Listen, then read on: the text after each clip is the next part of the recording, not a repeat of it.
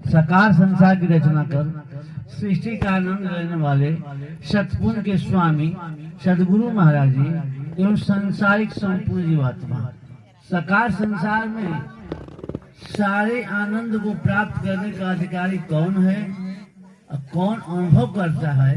तो केवल एक मनुष्य, केवल एक मानव जो है पूरे सृष्टि के आनंद का अनुभव करता है और कराता भी है। और उनमें सबसे श्रेष्ठ कौन है? तो ज्ञानी सदगुरु के द्वारा वह ज्ञान का अनुभव कराया जाता है। सदगुरु वह अवैध शक्ति है जिस तन में शब्द, ज्ञान, अनुभूति और विवेक, ये चार शक्तियां जिस तन में आकर कार्य करती हैं उसे ही सदगुरु कहा जाता है। सदगुरु शरीर का नाम नहीं, इस प्रक्रिया का नाम है। और जिस सदगुरु में के द्वारा परित्याग की बात, परित्याग सबसे श्रेष्ठ विषय है। परित्याग के द्वारा ही सब कुछ प्राप्त किया जा सकता है। आप किसी भी क्षेत्र में रहें, आध्यात्मिक क्षेत्र में रहें, संसारिक क्षेत्र में रहें, सामाजिक क्षेत्र में रहें, पारिवारिक क्षेत्र में रहें, किसी भी क्षेत्र में रहिएगा, अगर आपके पास त्याग है, परित्याग है, तब तो आप निश्चल और निर्विकार हैं। अगर त्याग नहीं रहेगा, परित्याग नहीं करेंगे, तो आप कभी भी उस चीज को प्राप्त नहीं कर सकते हैं। त्याग एक ऐसी चीज है कि त्याग करने के बाद ही सब कुछ प्राप्त हो जाता है। स्वामी जी की वाणी है कि परित्यागी वो है जिसके पास त्याग हो। बिना त्याग का कुछ प्राप्त किया ही नहीं जा सकता है। अगर आप जो कुछ भी पाना चाहते हैं तो त्याग करना ही पड़ेगा।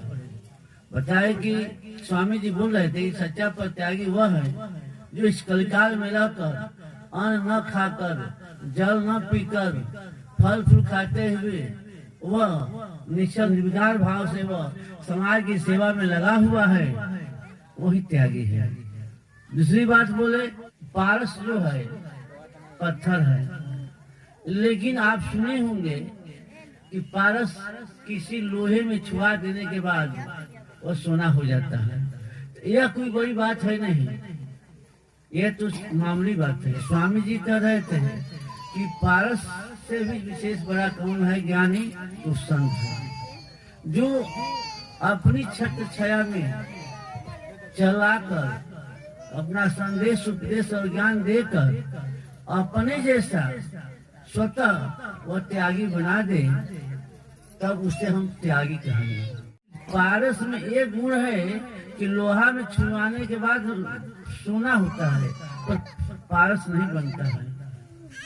स्वामी जी कह रहे थे कि पारस से भी विशेष बड़ा कौन है? ज्ञानी तो संत है, जो अपनी छत्र छाया में चलाकर अपना संदेश, उपदेश और ज्ञान देकर अपने जैसा स्वतः वह त्यागी बना दे, तब उसे हम त्यागी कहेंगे। जो कि उदाहरण स्वरूप में स्वामी ब्रह्मानंद जी थे। इस कलिकाल में अन्न जल का त्याग करते हुए निश्चल निर्विकार होकर समाज भ्रमण किए और समाज सेवा की। उनकी सबसे बड़ी विशेषता ये रही कि वह मांग कर खाते नहीं थे, मांग कर बस गाड़ी यात्रा नहीं करते थे, बिना पैसे का बस गाड़ी पर नहीं चलते थे, बिना बुलाए किसी के यहाँ नहीं जाते थे। लेकिन फिर भी उनका जीवन इसी समाज में भ्रमण करते हुए 26 वर्ष 11 महीना 13 दिन वो भ्रमणशील है। तो कहने का मतलब उनमें इतना बड़ा त्याग था। और अपने जैसे अनेक तपी त्यागी तपस्वी पैदा किए। वे तो फल फूल, खीर, मीठा पकवान खाते हुए जल ही पीते थे, लेकिन उनके द्वारा अभी भी अन्न न खाकर, जल न पीकर, फल मीठा पकवान खाते हुए जल नहीं पीते, बल्कि कुछ ऐसे त्यागी भी पैदा हुए जो कि केवल फल दूध ही खाते रहे। कुछ ऐसे भी त्यागी रहे, फल भी नहीं खाए, खीर मीठा पकवान भी नहीं खाए, जल भी नहीं पिए, केवल 24 घंटा में एक बार या 2 बार केवल दूध पीकर रह रहे हैं। तो कहने का अर्थ है कि वो तो अपने से भी कहीं आगे त्यागी पैदा किए हैं और यही नहीं किए, वो अपने साथ ऐसा सुंदर समाज निर्माण किए, उनकी संगत उनके साथ में आकर एक सुंदर समाज का निर्माण हुआ। वो कहा करते थे कि हमको अपना समाज नहीं बनाना है, अपने जैसा समाज बनाना है। कुछ लोग कहते हैं कि हम अपना समाज बनाएंगे, अपना समाज बना लिए हैं, लेकिन नहीं, ना अपना समाज बनाना है, ना अपना समाज हम बना सकते हैं। ये तो सदगुरु की कृपा है। और सबसे बड़ी चीज ये है कि अपने जैसा समाज बनाना। अपने जैसा समाज बनाने का अर्थ कि हम जिस तरह से छल कपट प्रपंच द्वेष ईर्ष्या घृणा घमंड अहंकार से परे होकर निश्चल निर्विकार होकर एक संजन मानव रूप में जब हम आए हैं, तो हमारे जैसा ही निश्चल समाज होना चाहिए। स्वामी जी कहा करते थे कि हमको अपना समाज नहीं बनाना है, अपने जैसा समाज बनाना है। अपने जैसा समाज बनाने का अर्थ कि हम जिस तरह से छल कपट प्रपंच द्वेष ईर्ष्या घृणा घमंड अहंकार से परे होकर निश्चल निर्विकार होकर एक संजन मानव रूप में जब हम आए हैं, तो हमारे जैसा ही निश्चल समाज होना चाहिए। यहाँ के लोग कुछ ऐसे समाज, कुछ ऐसी संस्थाएं हैं कि अपने को आकाश और बादल की तरह, पहाड़ की तरह ऊंचा बनना चाहते हैं। लाखों करोड़ों शिष्य और अरबों खरबों की संपत्ति काम करना चाहते हैं, लेकिन उस समाज में गहराई से खोजा जाए उनमें कितना त्याग है, तो केवल यही देख है कि वहाँ जाने के बाद सब कुछ छोड़ दिया जाएगा। लेकिन घर बर्तन मानेंगे, सफाई करेंगे या जो भी सेवा करना है करेंगे, लेकिन घर आने के बाद आपसी कलह विवाद द्वेष ईर्ष्या घृणा घमंड सब कुछ उनके अंदर भरा हुआ है। तो कहने का अर्थ ये है कि सब कुछ होने के बाद भी जब उनके त्याग नहीं है, तो स्वामी जी इसी बात को कहा करते थे कि हमको अपना समाज नहीं बनाना है, बल्कि अपने जैसा समाज बनाना है।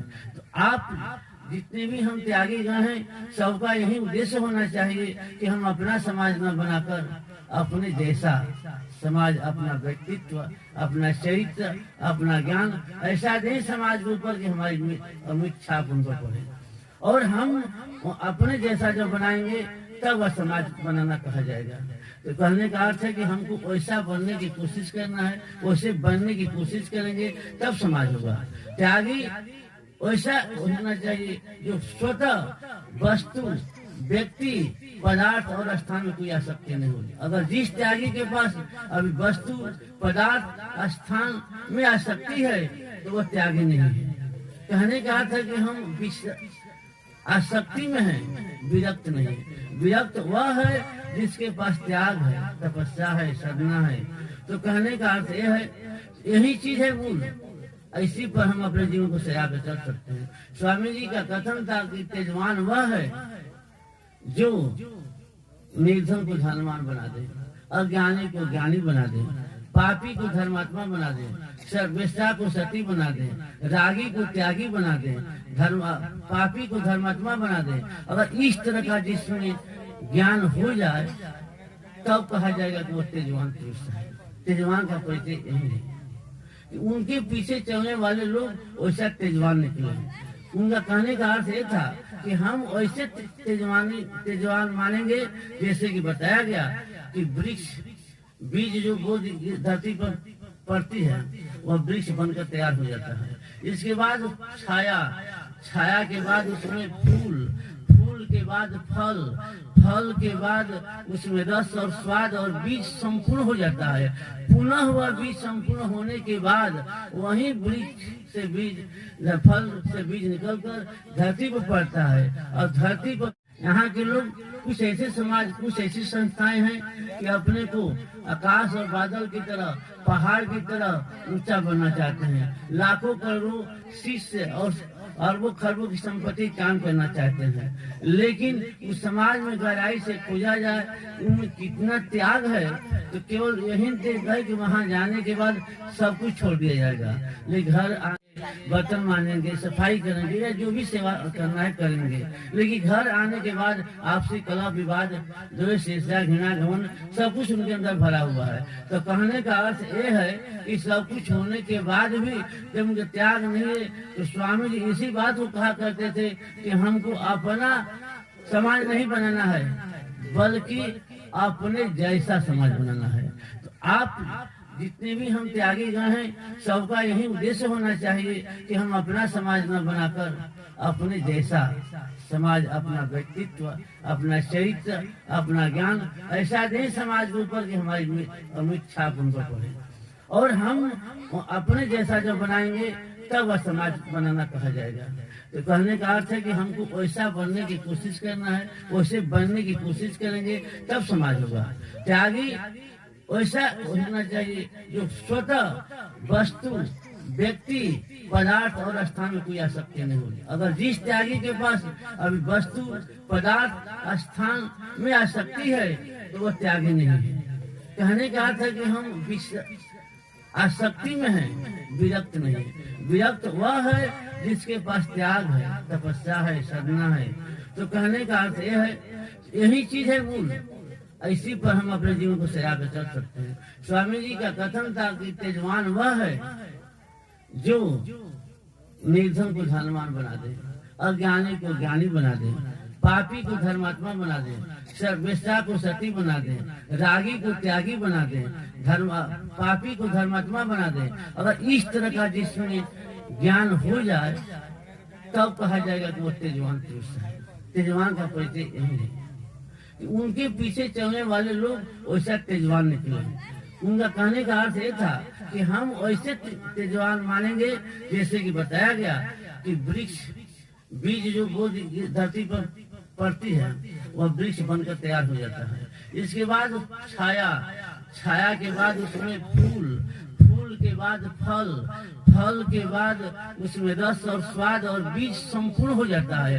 पुनः वह बीज संपूर्ण होने के बाद वही वृक्ष से बीज, फल से बीज निकलकर धरती पर पड़ता है और धरती पर पड़ने के बाद पुनः वैसा ही वृक्ष जब तैयार हो जाता है तो कहा जाता है कि संपूर्ण वृक्ष है, परिपक्व है।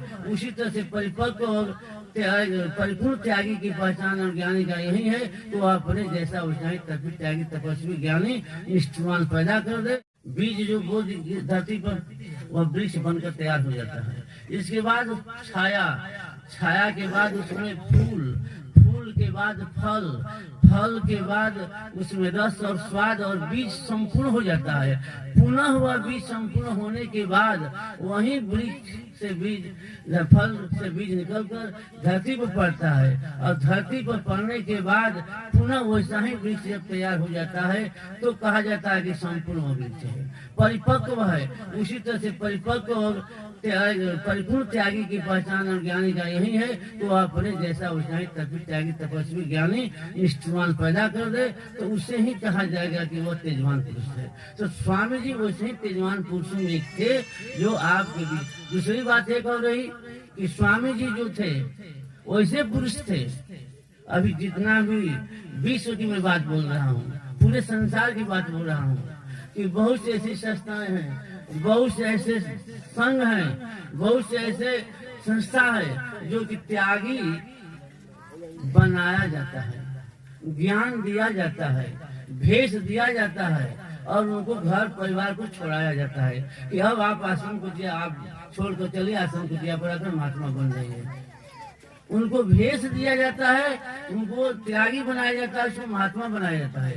लेकिन स्वामी जी अभी तक इस बात का बहुत बड़ा पुख्ता प्रमाण है इस समाज में कि आप देखे हैं, देख रहे हैं कि जितने भी इसमें पुरुष और नारी त्यागी हैं उनको न किसी को भेष दिए हैं, न किसी को परिवार छुड़ाए हैं, न किसी को अपने परिवार से अलग किए हैं। जो नारी त्यागी हैं उनको न किसी को श्रृंगार पहनने के लिए कहे, न चोरी पहनने के लिए या जो भी आभूषण गहना जो भी चीज है वो छुड़ाया नहीं गया है। उनको लाल पीला हरा वस्त्र छुड़ाया नहीं गया है। लोग स्वतः जब उनके अंदर वैसे तेज शक्ति कार्य करने लगी तो एक देवी के रूप में, दिव्य शक्ति के रूप में उनका जीवन हो गया और वो आज महान बनकर, पूज्य बनकर संसार में पूजा रही है। तो हम कहने का अर्थ मेरा यही है कि स्वामी जी किसी को त्यागी नहीं बनाए, किसी का घर द्वार नहीं छोड़ाए, लेकिन स्वतः केवल एक नाम दिए, एक गुरु शब्द दिए, जो उनके हृदय आंगन में वह बीज के रूप में पड़ी,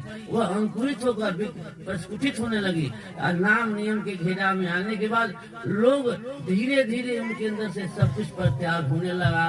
खाना पीना, लहसुन प्याज मछली शिकार दारू ताड़ी सब कुछ वो छोड़ दिए, और अंत में एक हुआ कि घर से विरक्त होकर लोग त्यागी बनकर भ्रमणशील करना शुरू किया। स्वामी जी वैसे ही महापुरुषों में एक थे जो आपके बीच प्रमाणित हैं, और उनको कहने की जरूरत नहीं। और सच्चा ज्ञानी वही है, सबसे बड़ा त्यागी वो पुरुष है, वो सच्चा गुरु वो है जो कभी भी वो नहीं कहता है कि आप हमारा शिष्य बन जाइए और हमसे ज्ञान ले लीजिए।